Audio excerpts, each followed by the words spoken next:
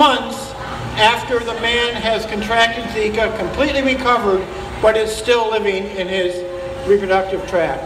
Something else we found recently is the same thing is true with Ebola. And in Africa, we have the virus remaining in the man for up to 2.5 years after he's recovered from Ebola. So why is that important to us? We don't know what other viruses may be living in the male reproductive system. But what andrologists are doing is we're investigating how and where the viruses are staying and how they're transmitted, and most important, producing vaccinations against these diseases. But what's going to happen to this kind of research?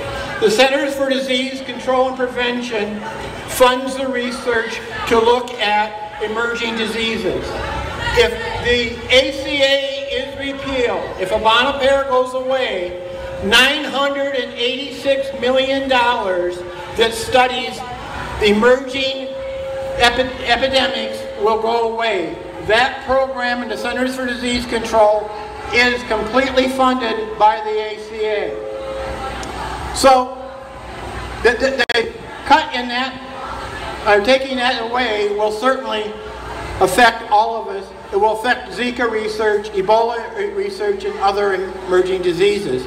What else is important to South Florida? Well, certainly we're concerned about pesticides. We've been told to kill all those mosquitoes. But what about pesticides in our body? What does it do to the human? And we know that the male reproductive system is a target for many of the halogen-containing pesticides. If we take away the EPA, or if we take and defund much of the EPA, we lose the research on pesticides. Not only do we lose the future research, but right now, the law says that if there's a pesticide that's going to come in contact in the food chain of humans or directly with humans, it must be tested for reproductive toxicity. No EPA, that rule goes away. So who knows what a pesticide is going to do to the male reproduction system, reproductive in general, and to the offspring.